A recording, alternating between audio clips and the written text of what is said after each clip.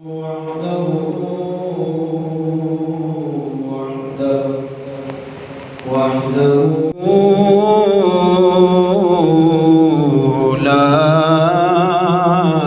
شريك له ونشهد أن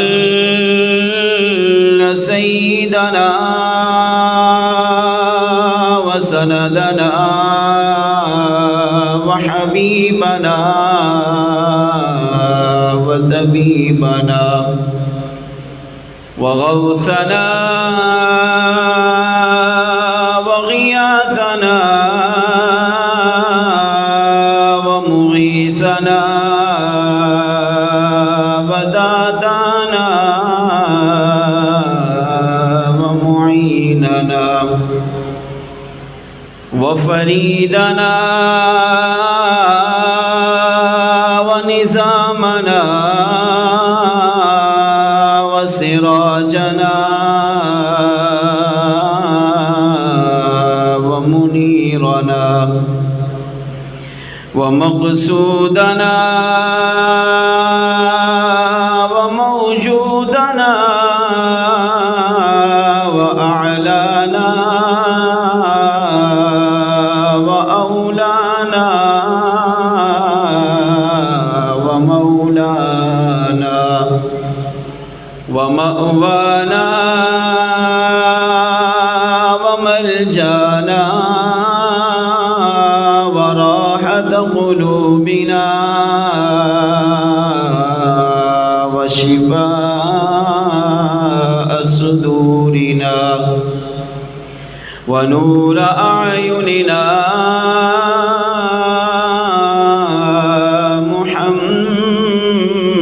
محمدًا عبده ورسوله أما بعد فأعوذ بالله من الشيطان الرجيم بسم الله الرحمن الرحيم يا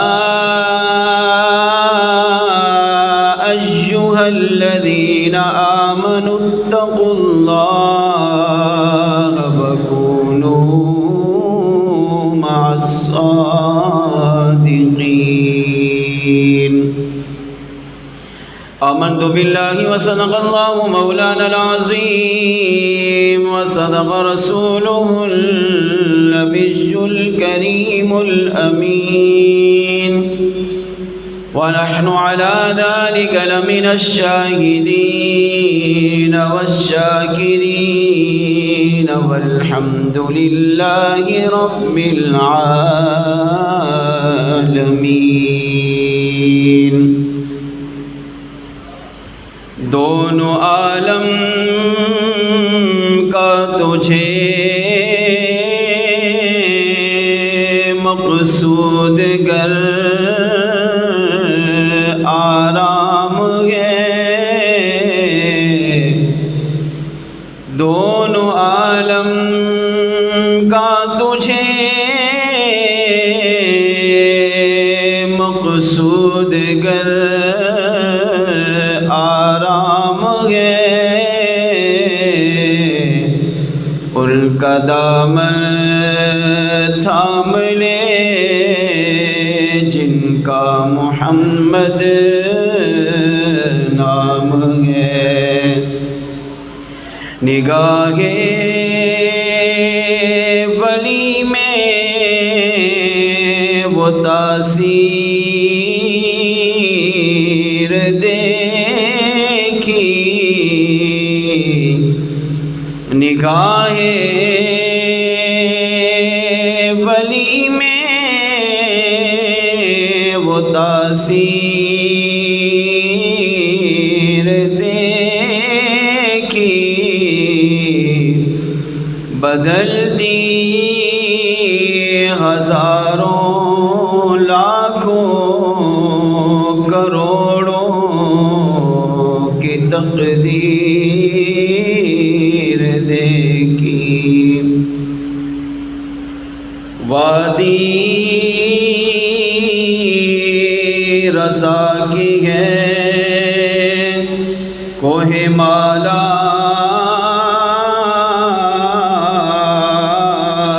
رضا کا ہے،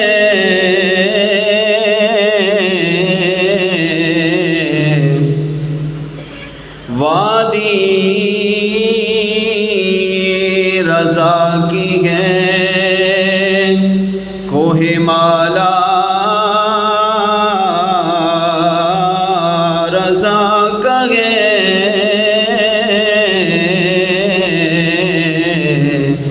جس سمت دیکھیے وہ علاقہ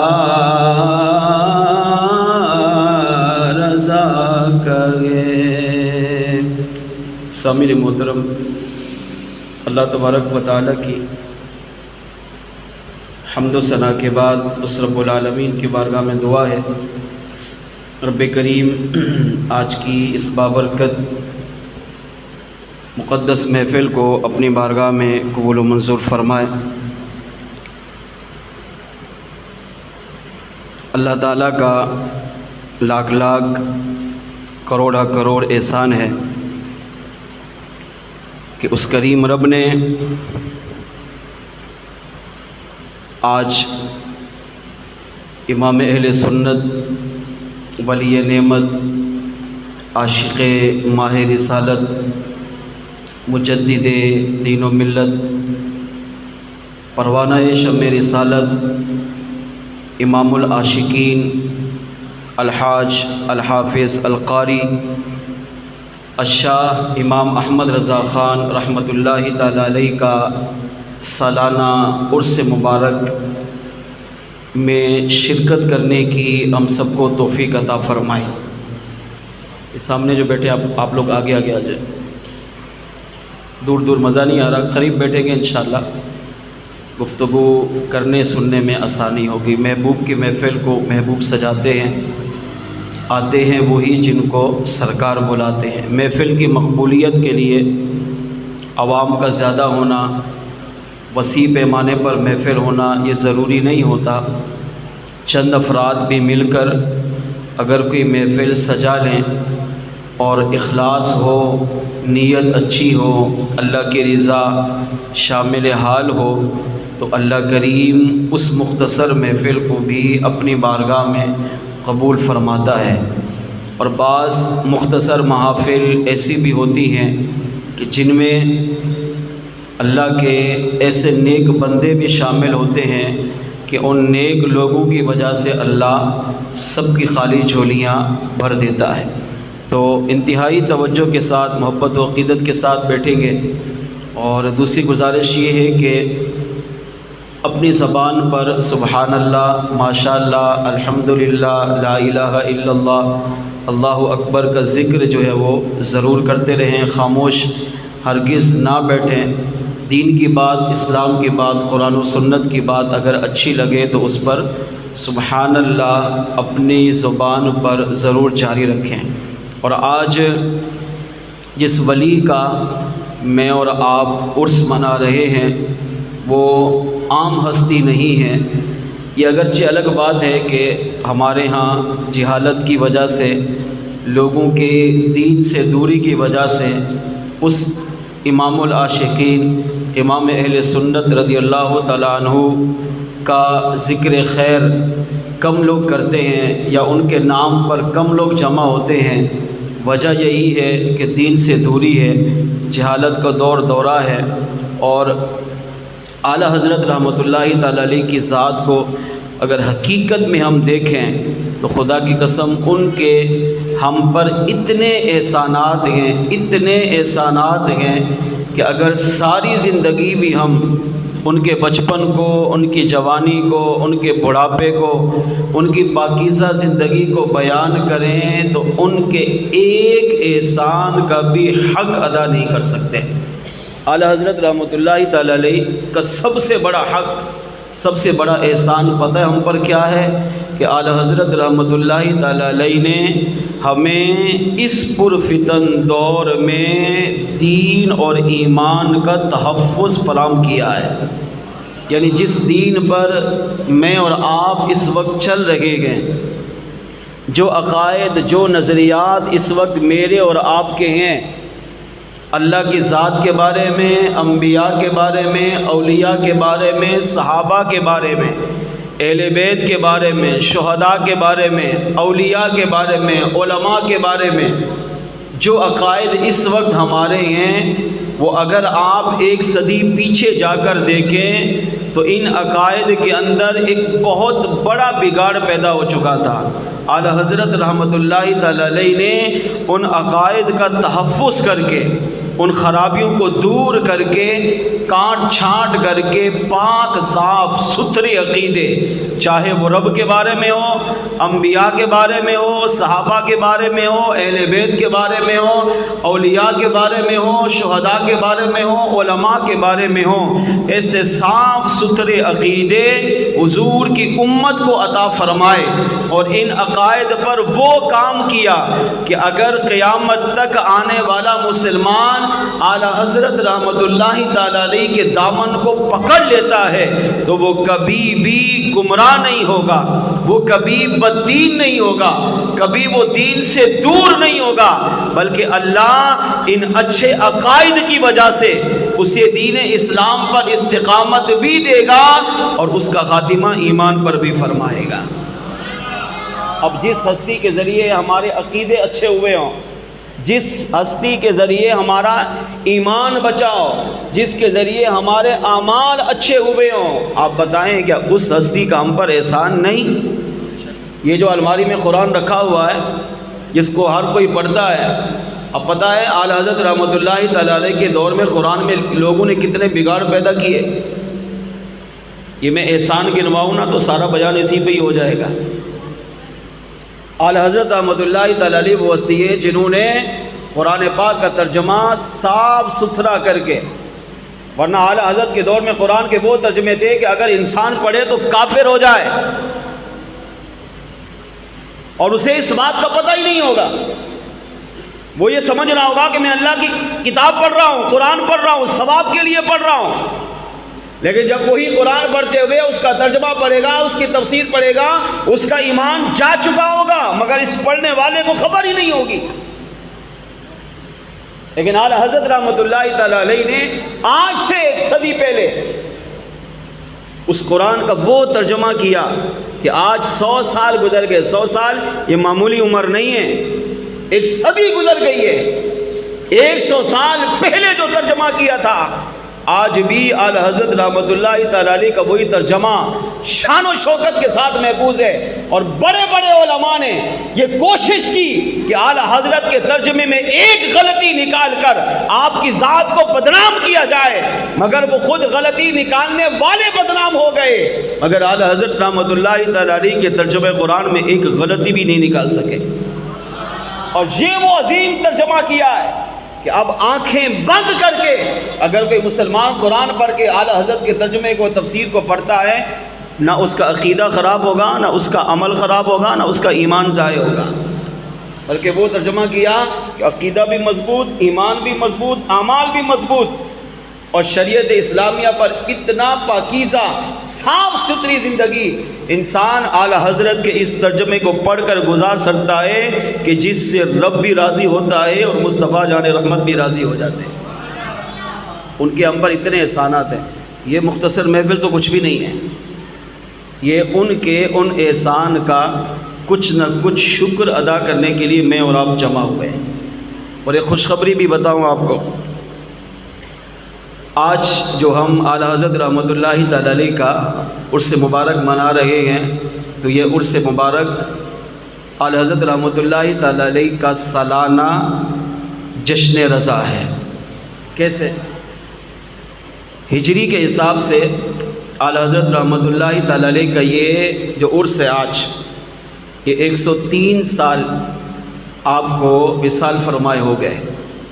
103 سالہ جشن یہ رضا ہم منا رہے ہیں۔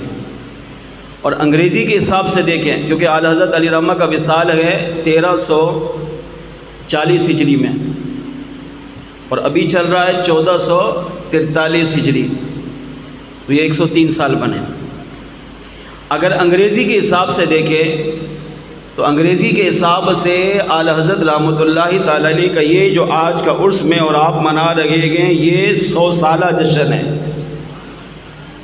اعلیٰ حضرت رحمۃ اللہ تعالیٰ علیہ کا وصال ہوا 28 اکتوبر 1921 میں، اور ابھی چل رہا ہے 2 اکتوبر 2021۔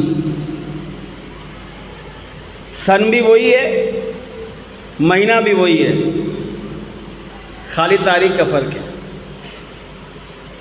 اعلیٰ کا وصال ہوا 1921 میں اور ابھی چل رہا ہے 2021، تو یہ پورا 100 سال ہو گئے، 1 صدی ہو گئی۔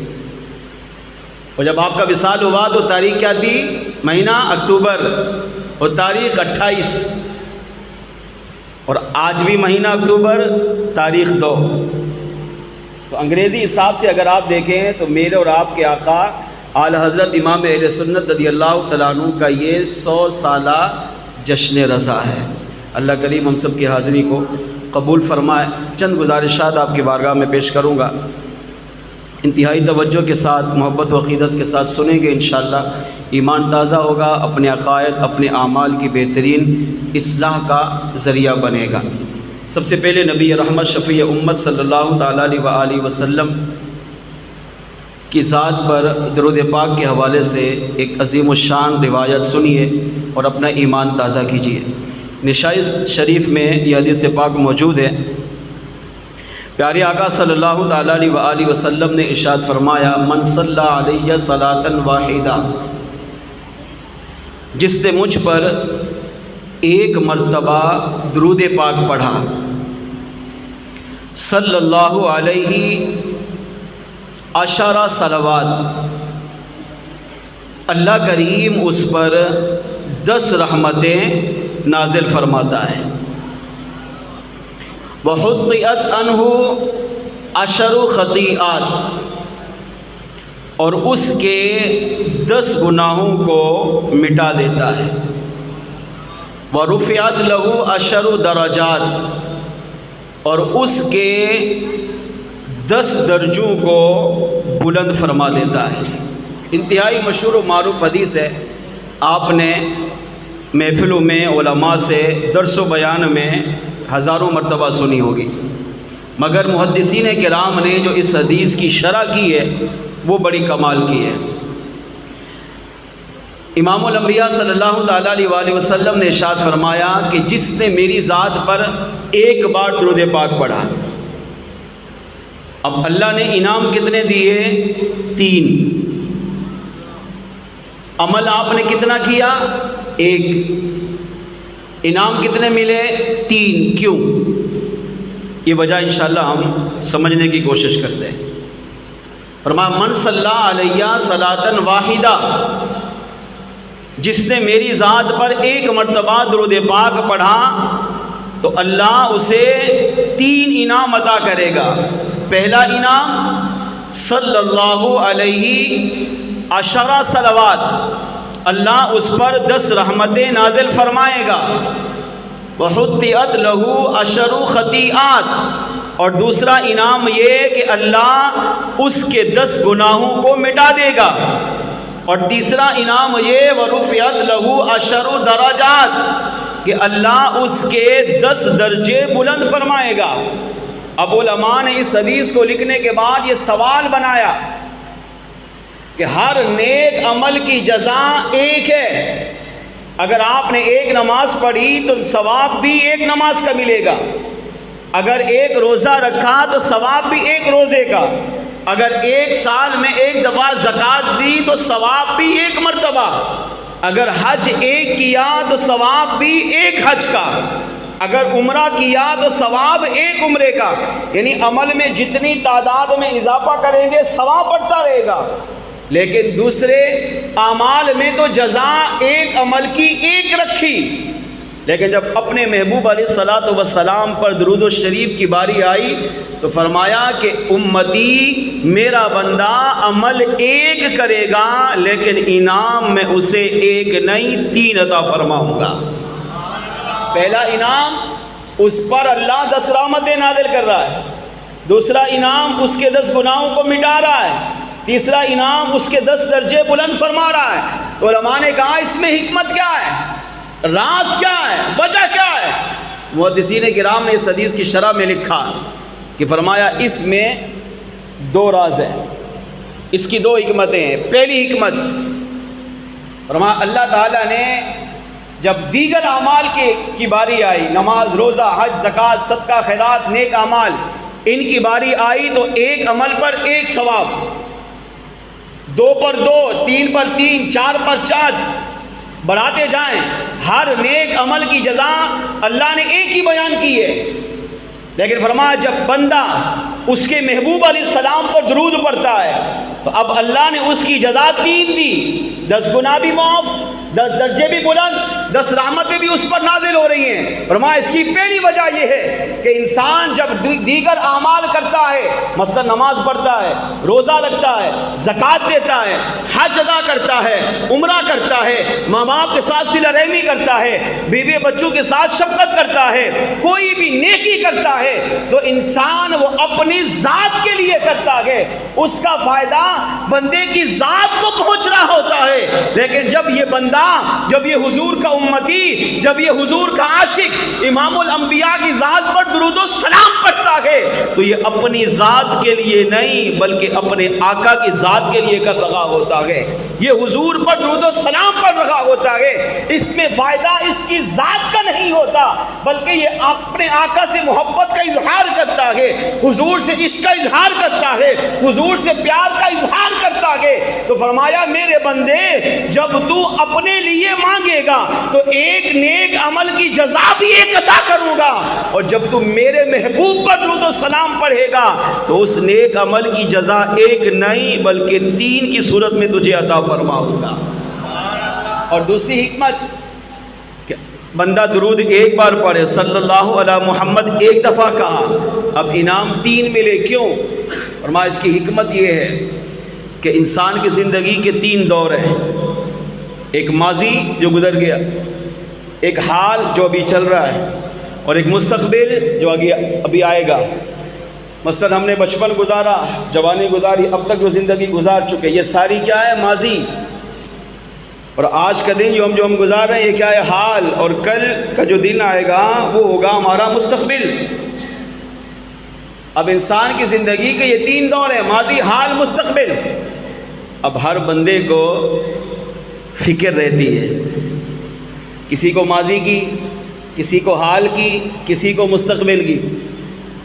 مثال کے طور پر جو اللہ والے ہوتے ہیں، نیک لوگ ہوتے ہیں، پرہیزگار ہوتے ہیں، متقی ہوتے ہیں، ان کو ماضی کی بھی فکر ہوتی ہے، مجھے اور آپ کو نہیں ہوتی۔ حال کی بھی فکر ہوتی ہے، اور ان اللہ والوں کو مستقبل کی بھی فکر ہوتی ہے۔ کیسے؟ وہ ماضی میں جو گناہ ہوئے اس پر ندامت کرتے ہیں، اس پر افسوس کرتے ہیں، اس پر وہ روتے ہیں، اپنے بچپن کے گناہوں کو یاد کر کے روتے ہیں۔ حالانکہ بچپن کا گناہ نہیں ہے، اس پہ کوئی پکڑ نہیں ہے، مگر یہ اللہ والوں کی شان ہے، وہ بچپن کے گناہ کو بھی یاد کر کے روتے ہیں۔ شاید اللہ اس گناہ پہ پکڑ کر لے، مگر مجھے اور آپ کو سوچنا ہے نا ہماری حالت کیا ہے۔ اور ان اللہ والوں کو مستقبل کی فکر ہوتی ہے۔ کون سا مستقبل؟ دنیا کی زندگی والا نہیں، قبر آخرت والا، کہ ہمارے ساتھ عالم نظام میں کیا ہوگا، خاتمہ ایمان پر ہوگا یا نہیں، اس کی فکر ہوتی ہے۔ جب میں قبر میں اتروں گا تو میری قبر جنت کا باغ بنے گی یا نہیں، اس کی فکر ہوتی ہے۔ جب میں اللہ کی بارگاہ میں جاؤں گا تو نامہ اعمال مجھے دائیں ہاتھ میں ملے گا یا بائیں میں، اللہ والوں کو اس کی فکر ہوتی ہے۔ جب قیامت کے دن میرا حساب کتاب ہوگا تو اللہ مجھ سے حساب لے گا یا بغیر حساب کے بخشے گا، اس کی فکر ہوتی ہے۔ اللہ مجھے جہنم میں ڈالے گا یا بلا حساب اپنے کرم سے جنت میں داخل کرے گا، اس کی فکر ہوتی ہے۔ اور ہم جیسے دنیا داروں کو دنیا کے مستقبل کی فکر کہ میرے کل کا کیا ہوگا، کل میری جاب ملے گی نہیں ملے گی، اچھا روزگار ملے گا نہیں ملے گا، کل کو میرے پاس پیسہ آئے گا نہیں آئے گا۔ میں اپنے کاروبار میں ترقی کروں گا نہیں کروں گا، میرے بچوں کا کیا ہوگا، ان کے مستقبل کا کیا ہوگا. ہمیں یہ دنیا کی فکر کھائی جاتی ہے. المختصر فکر ہر کسی کو ہوتی ہے، ماضی کی، حال کی، مستقبل کی. میرے ساتھ کیا ہوا، آج کیا ہوگا، آنے والے کل کو کیا ہوگا. تو انسان کو یہ تینوں ماضی، حال، مستقبل کی فکر کھائی جاتی ہے. اب جب بندہ حضور کا امتی، حضور کا عاشق، حضور کا غلام اپنے آقا پر درود و سلام پڑھتا ہے تو اللہ کریم نے انعام بھی 3 عطا کیے تاکہ اس کی ماضی بھی سنورے، اس کا حال بھی سنورے، اس کا مستقبل بھی سنور جائے. کیسے؟ فرمایا میرے محبوب علیہ السلام کا امتی جب وہ درود و سلام پڑھے گا، من صلی علیہ صلاۃ واحدہ، اے میرے امتی تو نے ایک بار میری ذات پر سلام پڑھا تو اللہ نے تجھے پہلا انعام کیا دیا، صلی اللہ علیہ عشر صلوات، اللہ نے تجھ پر 10 رحمتیں نازل کی. نمبر 2 فرمایا وحطت لہ عشر خطیئات، اللہ نے تیرے 10 گناہوں کو مٹایا. یہ 10 گناہ کون سے تھے؟ وہ جو تو نے ماضی میں کیے، یعنی ماضی میں جو تو گناہ کر چکا وہ تیرے گناہ ایک بار درود پڑھے گا تو 10 گناہ مٹا دیے جائیں گے. اور حال کی فکر ہوتی ہے کہ میرے ساتھ آج کیا ہوگا، میرا دن کیسے گزرے گا. تو فرمایا حال کو بھی اللہ نے پیش نظر رکھا کہ میرے بندے میرے محبوب پر ایک بار سلام پڑھ، میں تیرا حال بھی سنواروں گا. کیسے؟ فرمایا تو ایک بار سلام پڑھے گا میں تجھ پر 10 رحمتیں نازل کروں گا. جب تجھ پر 10 رحمتیں نازل ہوں گی تیرا حال سدھر جائے گا. اللہ کی ایک رحمت کا چھینچا مل جائے، انسان کی زندگی قبر آخرت سنور جائے. یہاں تو 10 رحمتیں مل رہی ہیں. اور تیسری فرمایا ہر ایک کو مستقبل کی فکر ہوتی ہے، کل میرا کیسا ہوگا.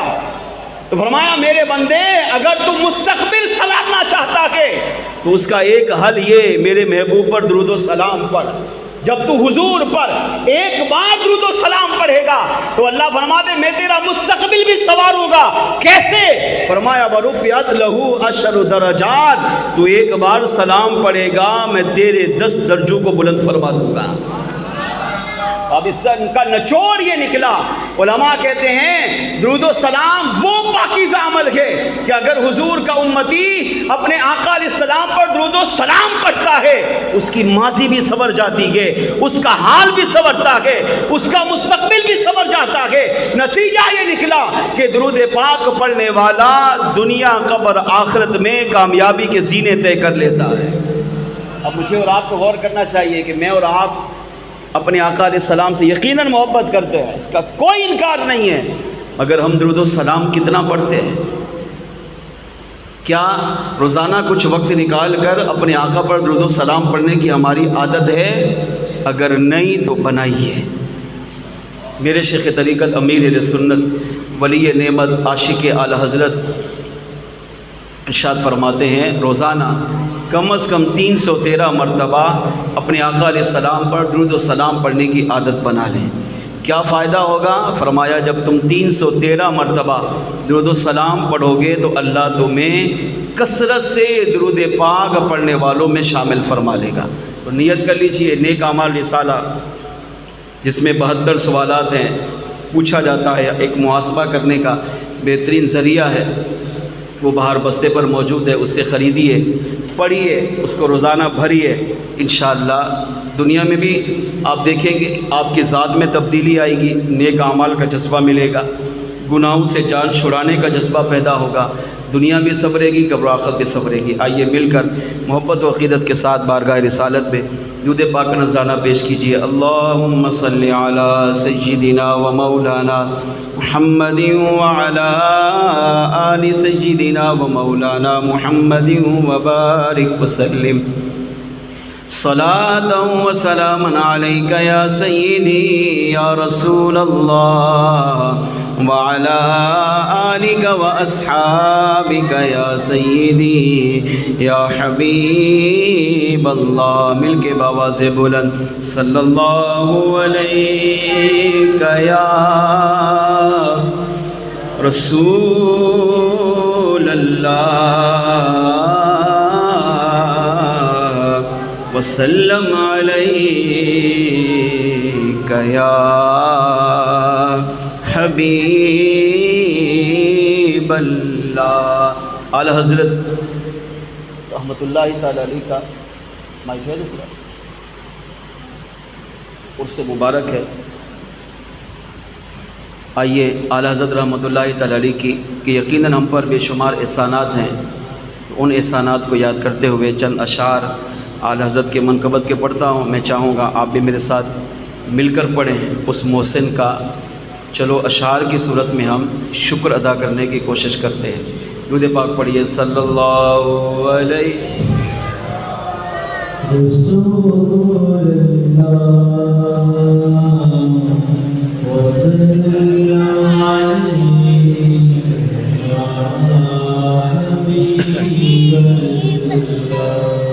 فیض رضا جاری رہے گا، فیض رضا جاری رہے گا، فیض رضا جاری رہے گا، فیض رضا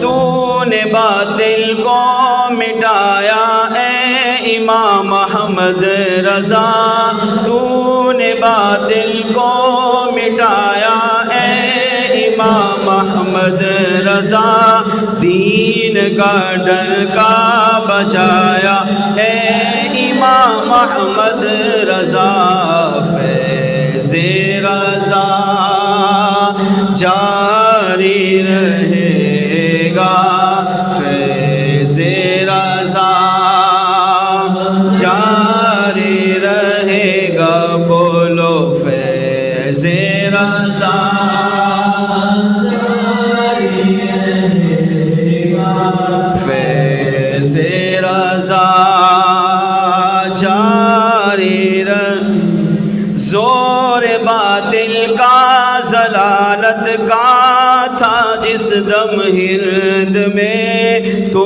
مجدد بن کے آیا اے امام احمد رضا، زور باطل کا ضلالت کا تھا جس دم ہند میں، تو مجدد بن کے آیا اے امام احمد رضا، فیض رضا جاری رہے گا، فیض رضا جاری رہے گا، جھوم کر پڑھیے فیض رضا جاری رہے گا، فیض رضا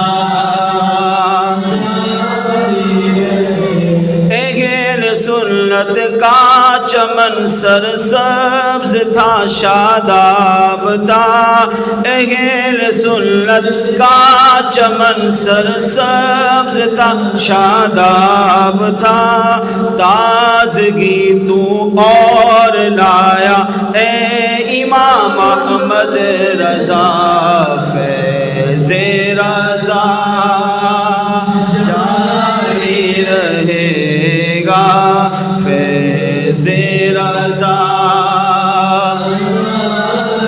رہے گا، بولو فیض رضا جاری رہے گا، فیض رضا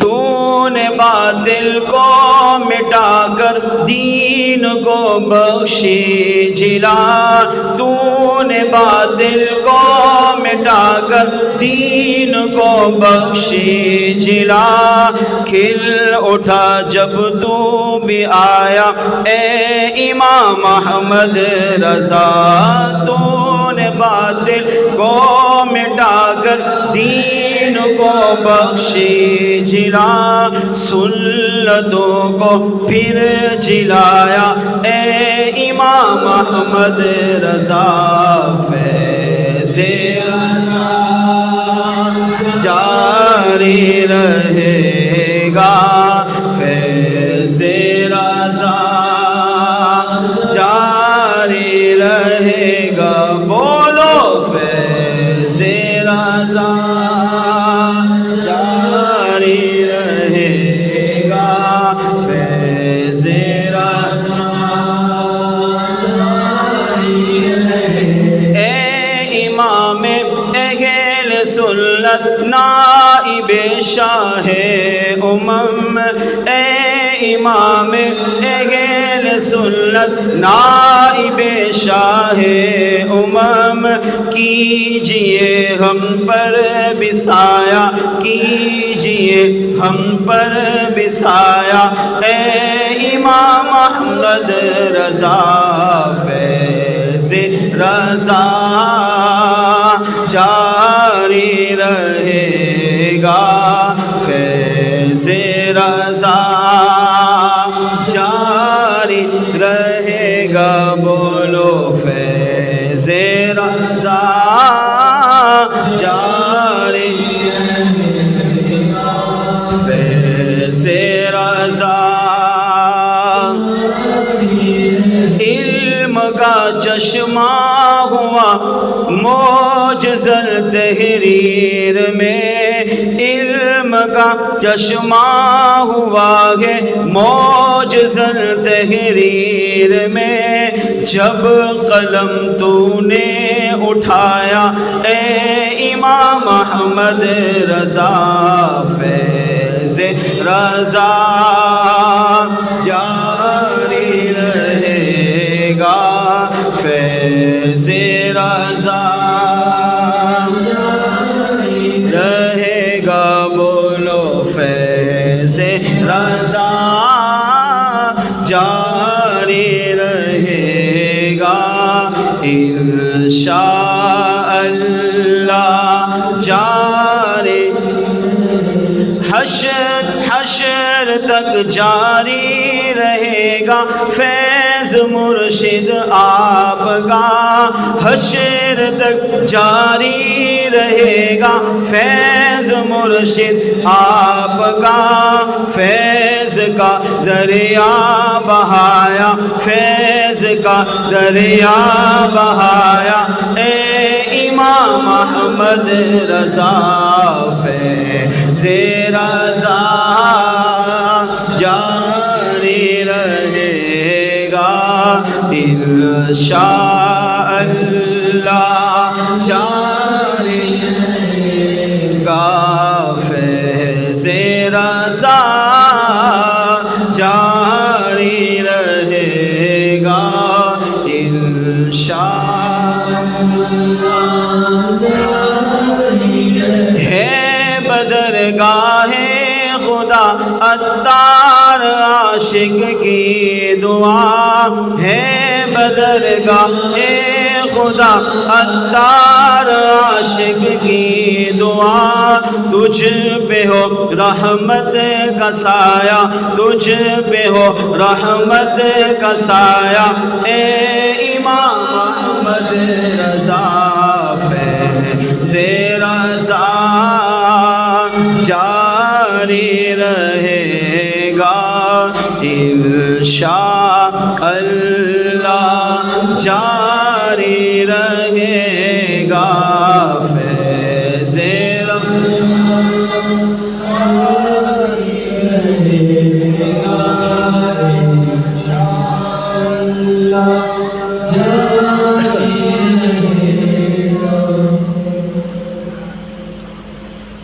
اللہ پاک ہم سب کی حاضری قبول فرمائے۔ بیان طویل نہیں ہوگا، یہ دعوت اسلامی کے جو اجتماعات ہوتے ہیں الحمدللہ اس کا ایک مخصوص وقت ہوتا ہے، اور وقت کے اندر اندر کوشش کی جاتی ہے کہ اجتماع کا اختتام ہو۔ تو جو مجھے وقت دیا ہے وہ اختتام کی طرف ہے۔ قرآن پاک کی ایک آیت جس کی میں نے تلاوت کی ہے، اس کا ترجمہ اور تفسیر سنیں گے، اور اعلیٰ حضرت رحمۃ اللہ تعالیٰ علیہ کی صرف سیرت کی ایک جھلک ہم سن کر انشاءاللہ بیان کے اختتام کی طرف آئیں گے، اور اعلیٰ حضرت رحمۃ اللہ تعالیٰ علیہ کو اصالِ ثواب کریں گے۔ بیان میں اگر ایک بات بھی اچھی لگے اور انسان اس کو اپنے پلے باندھ لے، اس پر عمل کرے، تو انشاءاللہ اس کی دنیا قبر و آخرت سنور سکتی ہے۔ تو اعلیٰ حضرت رحمۃ اللہ تعالیٰ علیہ کی ویسے سیرت تو بڑی کمال کی ہے، آپ کی زندگی کی سیرت کے جس پہلو کو بھی دیکھیں تو وہ بے مثال ہے۔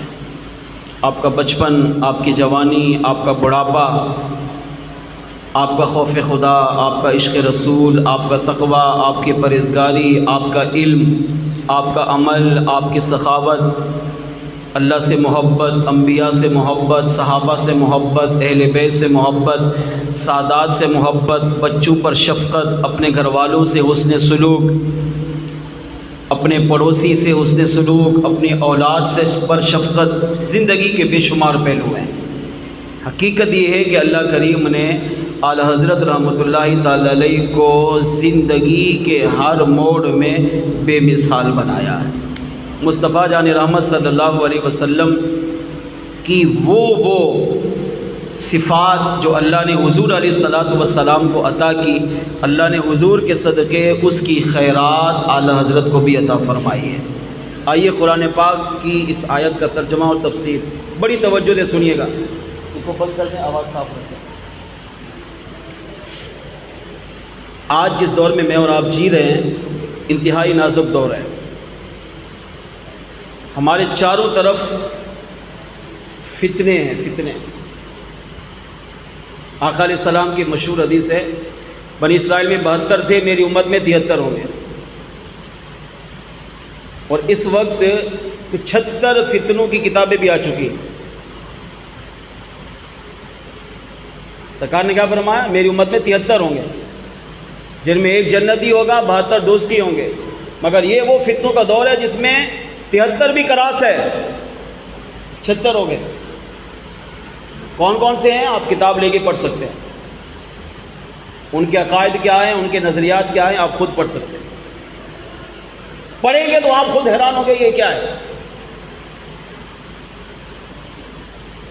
ہمیں کیسے پہچان ہوگی کہ ان میں کون جنتی ہے، کون دوزخی ہے؟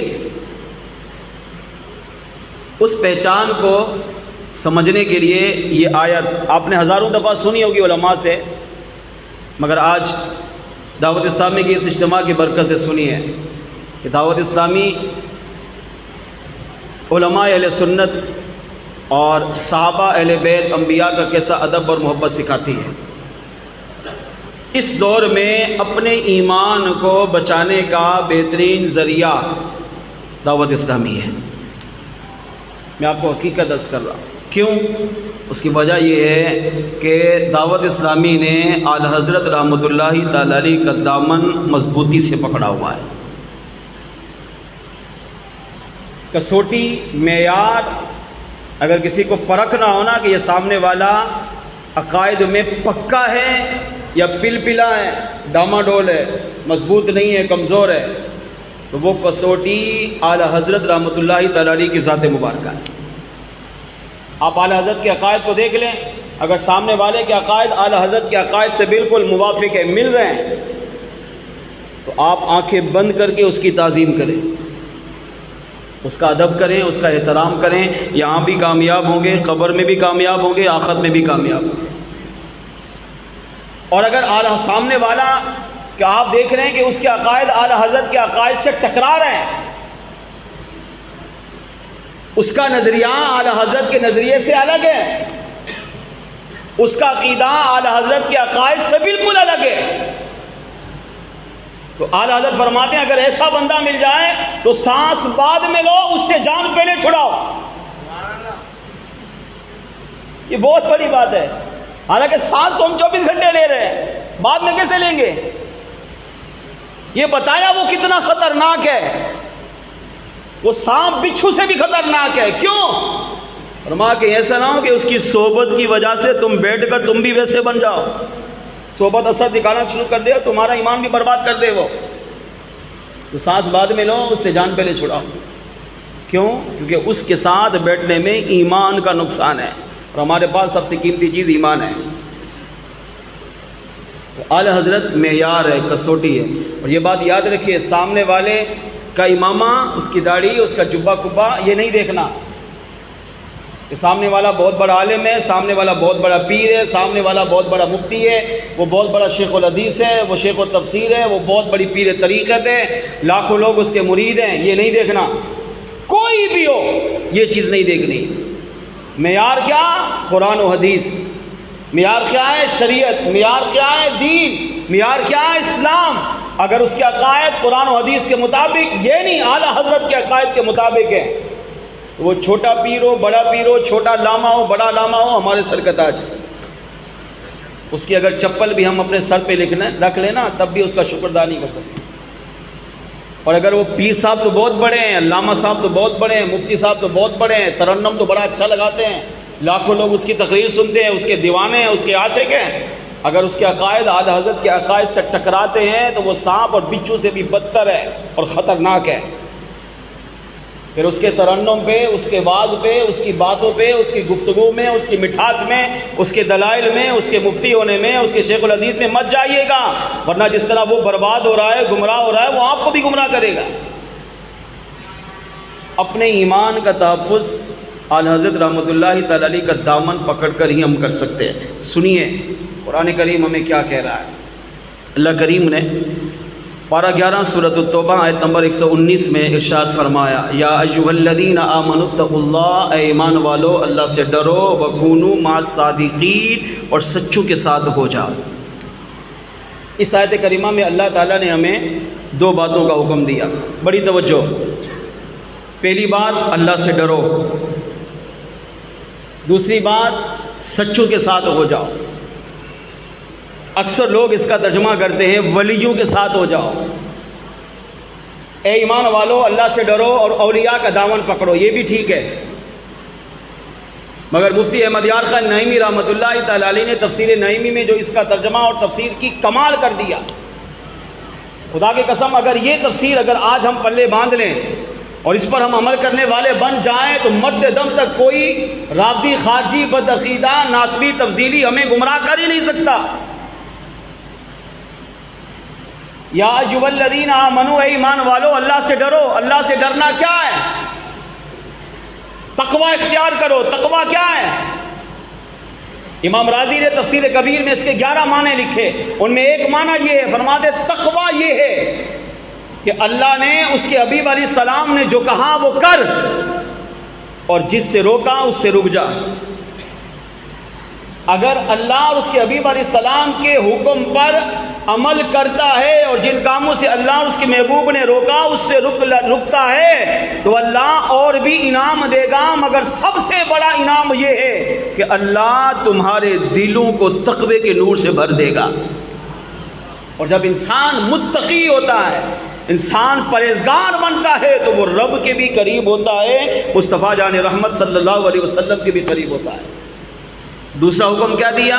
وَكُونُوا مَعَ الصَّادِقِينَ، سچوں کے ساتھ ہو جاؤ۔ یہ سچے کون ہیں؟ سچے تین طرح کے لوگ ہیں۔ مفتی احمد یار خان نعیمی رحمۃ اللہ تعالی علیہ تفسیر نعیمی میں کہتے ہیں سچوں سے مراد تین طرح کے افراد ہیں۔ پہلے فرمایا سچوں سے مراد صحابہ۔ اب ترجمہ کیا بنا؟ اے ایمان والو اللہ سے ڈرو اور صحابہ کے ساتھ ہو جاؤ۔ اور صحابہ میں اہل بیت بھی شامل ہیں۔ وہ یہ نہیں کہے کہ صحابہ کا نام لیا تو اہل بیت کو خارج کر دیا۔ کیا مولا علی صحابی نہیں ہے؟ کیا بی بی فاطمہ صحابیہ نہیں ہے؟ کیا امام حسن صحابی نہیں ہے؟ کیا امام حسین صحابی نہیں ہے علیہ الرضوان؟ یہ سارے صحابہ ہیں۔ 1,24,000 کم و بیش میرے آقا کی ازواج مطہرات، حضور کی شہزادیاں، حضور کے شہزادے، یہ سارے صحابہ میں شامل۔ پنجتن پاک، اہل بیت، سارے صحابہ میں شامل۔ تو پہلا ترجمہ یہ کہ اے ایمان والو اللہ سے ڈرو اور سچوں کے ساتھ ہو جاؤ۔ فرمایا سچوں سے مراد صحابہ۔ نمبر 2 سچوں سے مراد اولیاء، اور نمبر 3 سچوں سے مراد عاشقان رسول، علماء اہل سنت۔ ہر سنی عالم بھی نہیں۔ یہ مفتی احمد یار خان نعیمی رحمۃ اللہ تعالی علیہ ہمیں سمجھا کر گئے کہ اہل سنت کا لیبل ہر ایک ڈالے گا، لگائے گا، تاکہ میری پہچان اہل سنت سے ہو اور اسی پہچان کے ذریعے میں لوگوں کا ایمان برباد کروں۔ فرمایا سنی علماء اہل سنت وہ جو عاشقان رسول ہیں.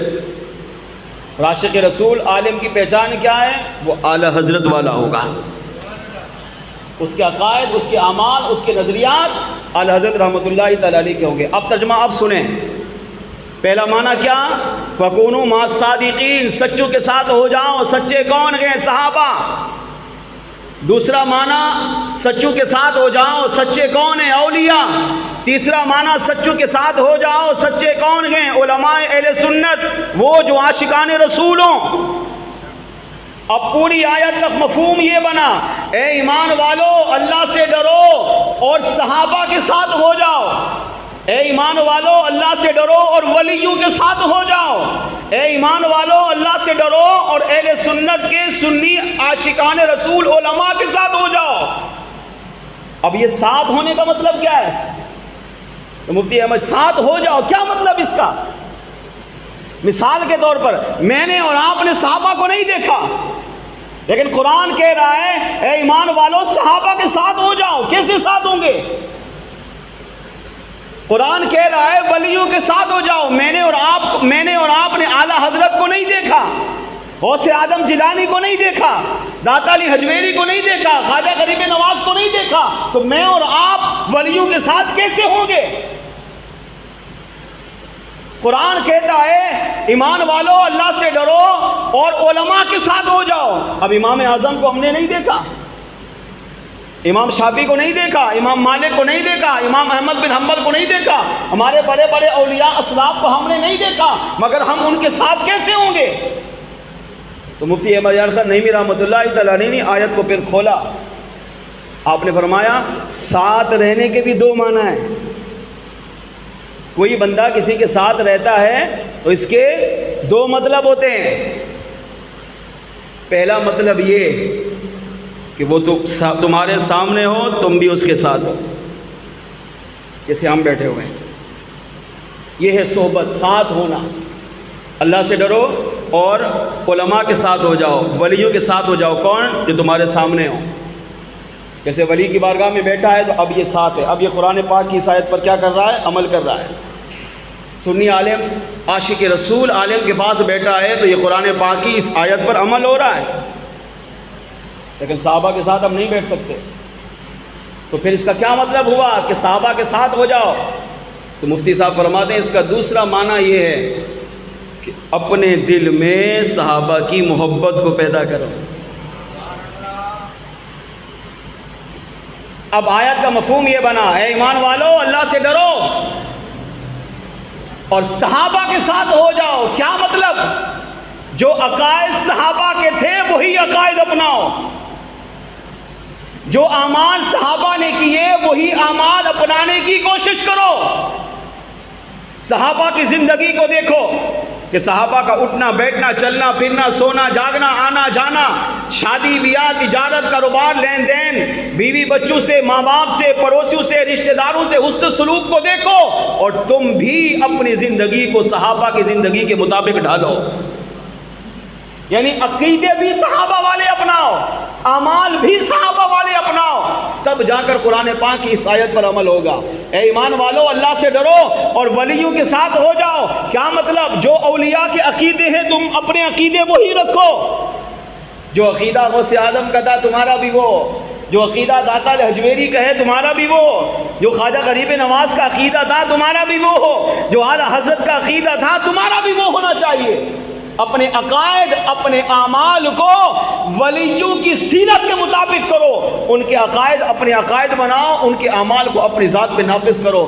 یہ ہے کہ تم ولیوں کے ساتھ جڑ جاؤ. اور تیسرا مفہوم فرمایا اللہ سے ڈرو اور سنی علماء اہل سنت عاشق رسول اہل سنت علماء کے ساتھ جڑ جاؤ.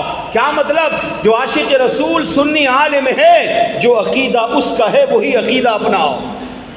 عاشق رسول سنی عالم نے جو نیک عمل کیا، شریعت کے مطابق عمل کیا، وہی عمل تم اپنی ذات پہ نافذ کرو. تب جا کر قرآن پاک کی اس آیت پر صحیح معنوں میں عمل ہو سکے گا. اب مفہوم نچوڑ یہ نکلا اے ایمان والو اللہ سے ڈرو اور اپنے عقائد اپنے اعمال وہی رکھو جو صحابہ کے عقائد اور اعمال تھے. اپنے عقائد، اپنے اعمال وہی اپنانے کی کوشش کرو جو ولیوں کے ہیں، اپنے عقائد، اپنے اعمال وہی اپنانے کی کوشش کرو جو سنی عاشق رسول علماء کے ہیں۔ جب انسان صحابہ، اولیاء اور علماء ان تین شخصیات کو جمع کر کے ان سے محبت بھی کیا کرے، پیار بھی کرے گا، ان کے عقائد کو بھی اپنائے گا، ان کے اعمال کو اپنی ذات پہ نافذ بھی کرے گا، تو اللہ حقیقی معنوں میں قرآن پاک کی اس آیت پر اسے عمل کرنے کا موقع عطا کرے گا، اسے توفیق دے گا۔ اور جب بندہ اپنا تعلق ولیوں سے بھی جوڑے، صحابہ سے بھی جوڑے، علماء سے بھی جوڑے، عقیدے بھی اچھے رکھے، اعمال بھی اچھے رکھے، تو فائدہ یہ ہوگا کہ جب وہ زمین پر رہے گا تو ایمان کی سلامتی کے ساتھ رہے گا، جب وہ مر کر قبر میں پہنچے گا تو اللہ ایمان کی سلامتی کے ساتھ اسے قبر میں جانے کی توفیق عطا کرے گا۔ جب قبر سے اٹھ کر قیامت کے دن میدان محشر میں اللہ کی بارگاہ میں حاضر ہوگا تو اللہ اس کا حشر بھی صحابہ، اولیاء اور علماء کے ساتھ فرمائے گا۔ اب جس کا حشر صحابہ کے ساتھ ہو، جس کا حشر اولیاء کے ساتھ ہو، جس کا حشر سنی علماء اہل سنت عاشق رسول اہل سنت علماء کے ساتھ ہوگا تو اللہ کی رحمت سے امید ہے کہ اللہ ان نیک بندوں کی شفاعت کے صدقے اسے جنت بھی داخل فرما دے گا۔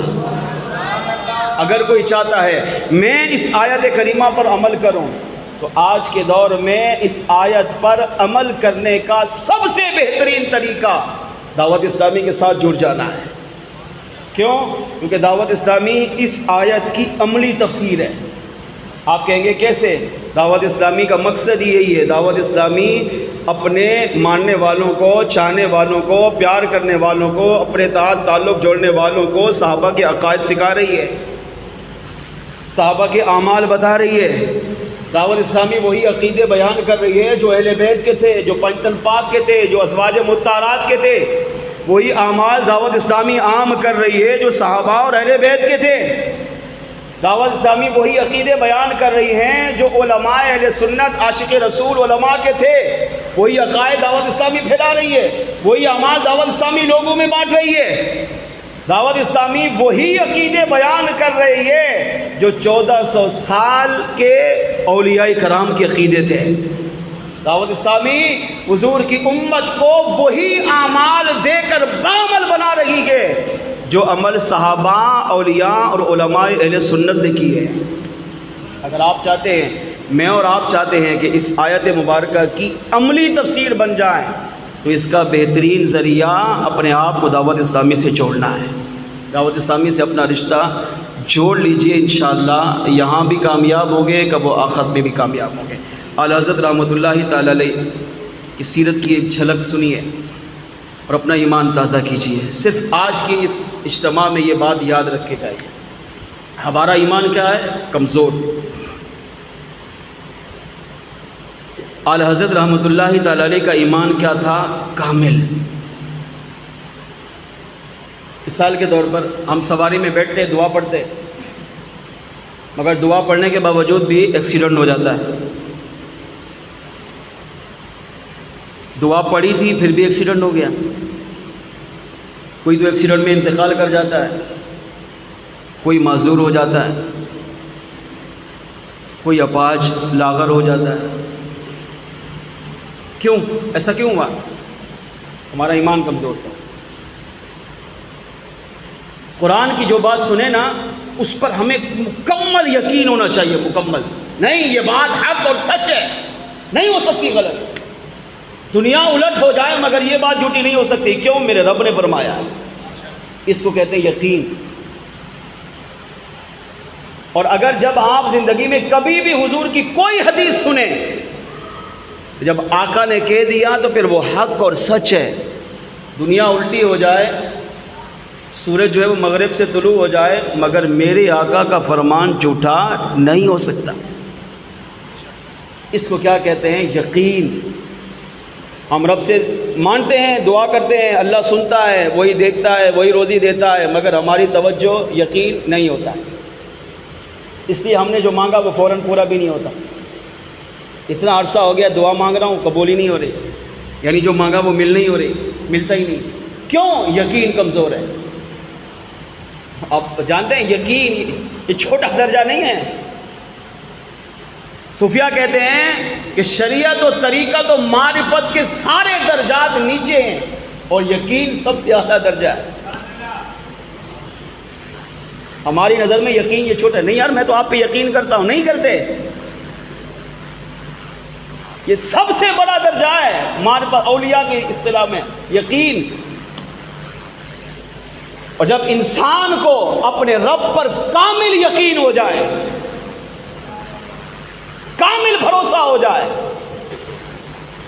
کہ نہیں دنیا الٹی ہو جائے مگر میرے رب کا یہ فرمان غلط نہیں ہو سکتا، جب انسان کو اپنے آقا صلی اللہ علیہ وسلم کے فرمان پر کامل یقین، کامل بھروسہ ہو جائے کہ نہیں دنیا ادھر کی ادھر ہو جائے مگر میرے آقا کا فرمان جھوٹا نہیں ہو سکتا، تو حقیقی معنوں میں اللہ اسے اس یقین کامل کی برکتیں بھی عطا فرماتا ہے.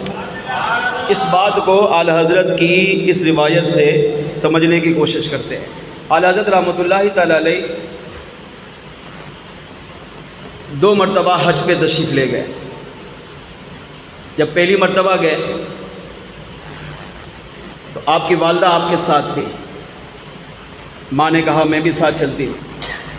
تو اپنی والدہ کو ساتھ لے کر حج کے لیے مکہ مکرمہ تشریف لے گئے.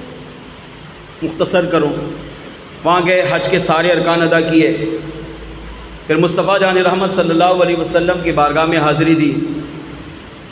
اور اعلیٰ حضرت کا جو انداز تھا وہ بے مثال اور با کمال تھا. واپسی ہوئی تو پانی کے جہاز سے اعلیٰ حضرت رحمۃ اللہ تعالی علیہ حج کے لیے گئے.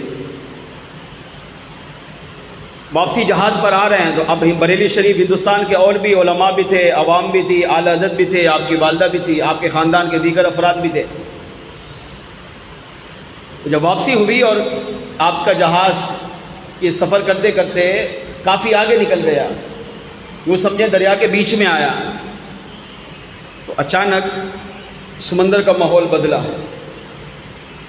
تیز ہوائیں چلنا شروع ہو گئی. جیسے کہ آج کل چل رہا ہے، کتنے خطرات ہیں، میڈیا سے تعلق رکھنے والے باخبر ہوں گے.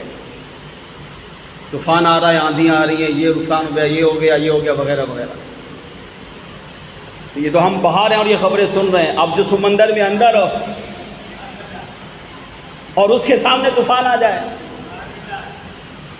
اس کے سامنے تیز ہوا آنے لگے، اس کی کیفیت کیا ہوگی سمجھ سکتے ہیں. یہی حال ان کا بھی تھا. ہوائیں تیز چلنا شروع ہو گئی، بارش شروع ہو گئی، سمندر کا پانی اچھلنے لگا، لہریں بڑھ گئی. اتنا بڑا طوفان تھا کہ لوگوں نے یقین کر لیا کہ آج تو ہمارا انتقال پکا ہے. یہاں تک کہ اعلیٰ حضرت خود فرماتے ہیں میرے جہاز میں، ہمارے جہاز میں چیخ و پکار شروع ہو گئی. لوگوں نے رونا دھونا شروع کر دیا، توبہ استغفار کرنا شروع کر دیا، ورد و وظیفے شروع کر دیے، معافی طلب بھی شروع کر دی. کیوں؟ موت سامنے تھی. اب جو منظر بیان ہو رہا ہے اگر حقیقی معنوں میں دیکھا جائے تو واقعی موت سامنے تھی کہ سمندر بھی ہو، کنارہ بھی بہت دور ہو، گہرائی بھی بہت زیادہ ہو، ہوائیں بھی چل رہی ہوں، طوفان بھی ہو اور لہریں بھی اٹھیں اور موجیں بھی بہت زیادہ ہیں اور جہاز جو ہے وہ ہچکولے کھانے لگے، ایک سمت چل نہ سکتا ہو. تو ظاہری بات ہے آپ یہی کہیں گے موت سامنے، اور یہی حال ان کا ہوا جو جہاز میں تھے. یہاں تک کہ اعلیٰ حضرت کے خلفاء نے لکھا بعض لوگوں نے مدینہ منورہ جا کر جو کفن خریدے تھے کہ ہم زندگی میں پہنیں گے، وصیت کریں گے جب انتقال ہو تو اس کفن میں دینا، ان لوگوں نے اسی جہاز میں کفن پہن لیا.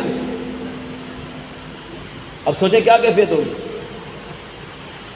اب توبہ بھی ہو رہی ہے، استغفار بھی ہو رہا ہے، نماز بھی لوگ پڑھ رہے ہیں، قرآن بھی پڑھ رہے ہیں. کیوں؟ موت سامنے ہو تو انسان پر سب کچھ کرتا ہے. بعض لوگوں نے کفن پہن لیے کہ نہیں کشتی الٹے گی اور ہم ڈوبیں گے، چلو کفن تو نصیب ہو، اور وہ بھی مکے مدینے کا.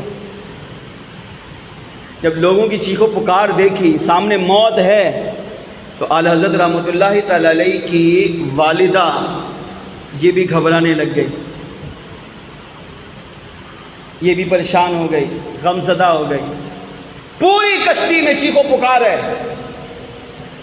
رو رہے ہیں، فریاد کر رہے ہیں، توبہ کر رہے ہیں، استغفار کر رہے ہیں، کفن پہن لیا، مگر ایک ہستی ہے جو پرسکون اور بالکل یقین اور اطمینان کے ساتھ بیٹھی ہے کہ ہمیں کچھ بھی نہیں ہوگا، وہ ہستی اعلی حضرت امام احمد رضا خان کی ذات مبارکہ تھی۔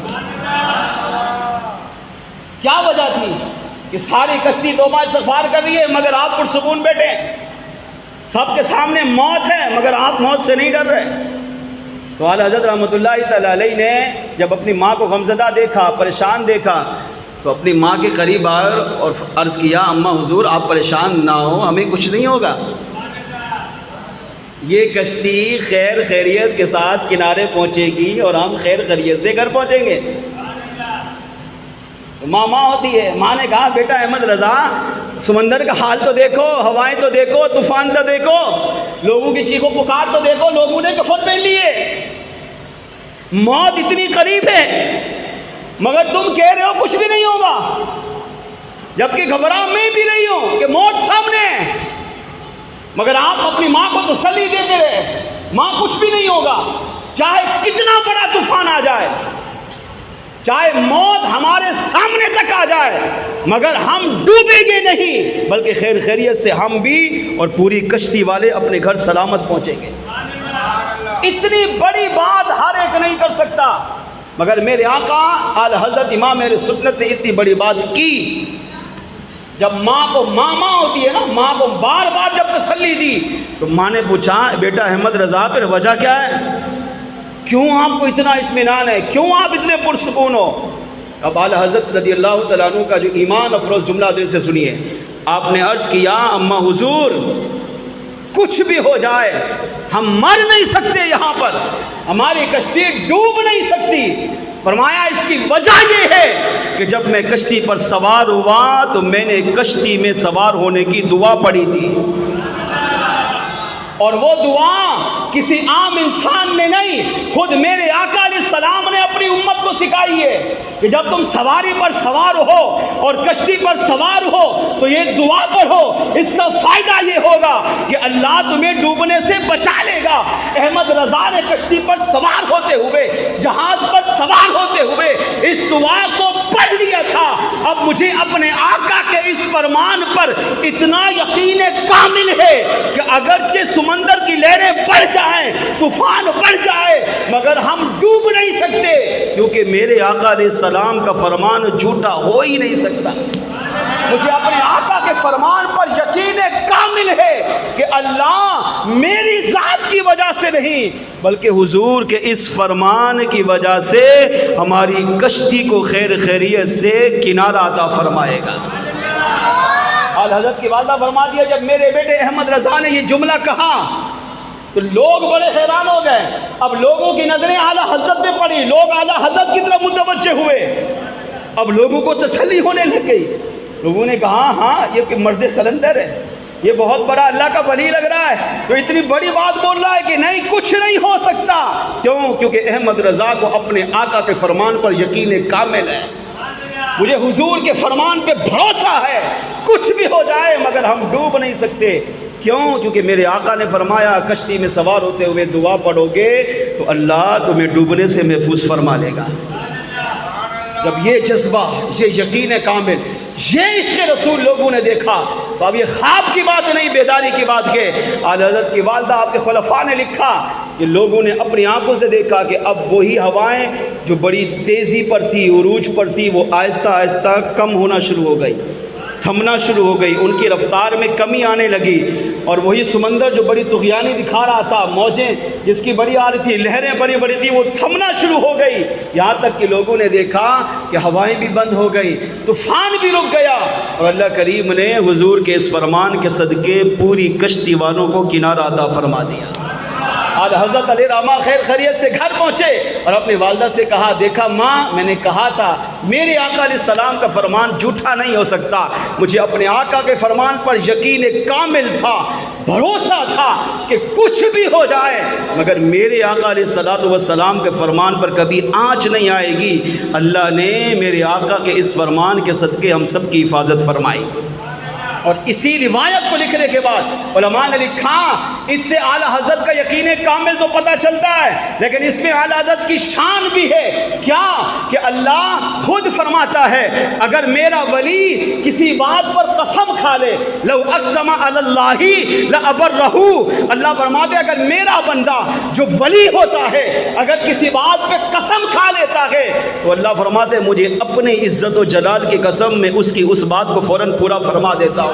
اعلیٰ حضرت کی زبان سے نکل چکا تھا ہمیں آج موت نہیں آ سکتی، ہم خیریت سے گھر پہنچیں گے، اگرچہ موت سامنے تھی تو اللہ کریم نے اعلیٰ حضرت کے اس اخلاص کے صدقے، حضور کے فرمان پر یقین کامل کی وجہ سے، حضور سے سچی محبت کی وجہ سے، اعلیٰ حضرت کے اس سچے عشق رسول کی وجہ سے اللہ کریم نے اس آتی ہوئی مصیبت کو بھی ٹال کر ان کو مزید لمبی زندگی عطا فرما دی ہے۔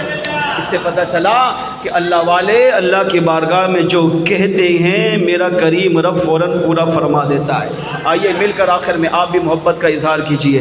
یہ شان ہے اعلیٰ حضرت کی، یہ شان ہے اعلیٰ حضرت کی، سردار کا عالم کیا ہوگا، یہ شان ہے اعلیٰ حضرت کی، یہ شان ہے اعلیٰ۔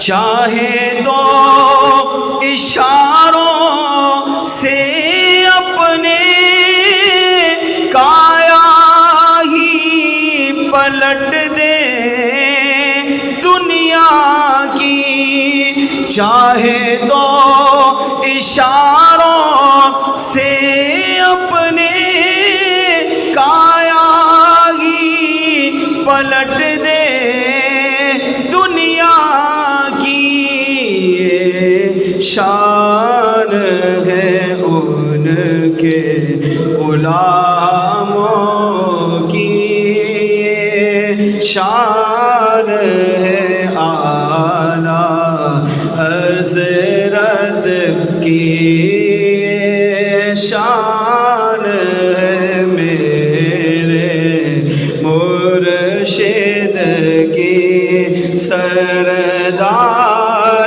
کا عالم کیا ہوگا، یہ شان ہے اعلیٰ حضرت کی۔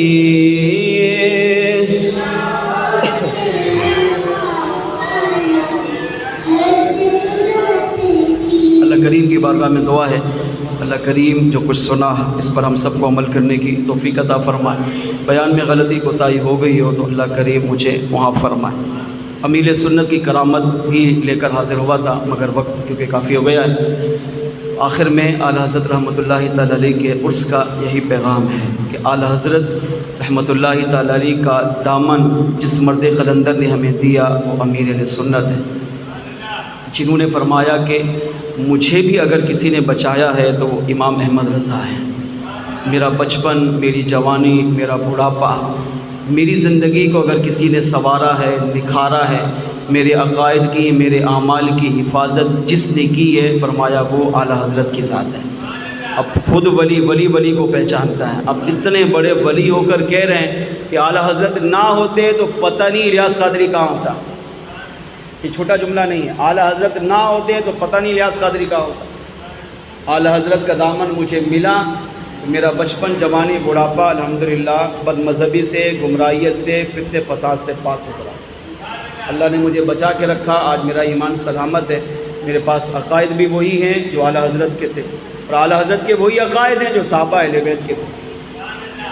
اعلیٰ حضرت نے کوئی نیا دین نہیں کھڑا ہوا معاذ اللہ۔ اعلیٰ حضرت کے دور میں فتنے زیادہ پیدا ہو گئے تھے، وہ اعلیٰ حضرت نے حضور کے دین کو صاف ستھرا کر کے حضور کی امت کو عطا کیا۔ اپنے عقائد، اپنے اعمال کا تحفظ کا بہترین ذریعہ اعلیٰ حضرت کی ذات مبارکہ ہے، اور اعلیٰ حضرت رضی اللہ تعالیٰ عنہ کے دامن پکڑنے کا مضبوطی سے بہترین ذریعہ دعوت اسلامی ہے۔ دعوت اسلامی کے ساتھ اپنے آپ کو جوڑے رکھیے، انشاءاللہ دنیا قبر و آخرت کی بے شمار برکتیں نصیب ہوں گی۔ اللہ کریم ہمیں عمل کی توفیق عطا فرمائے۔ وما علینا الا البلاغ المبین۔ ہمارے اللہ ڈینا تاری صاحب نے اعلان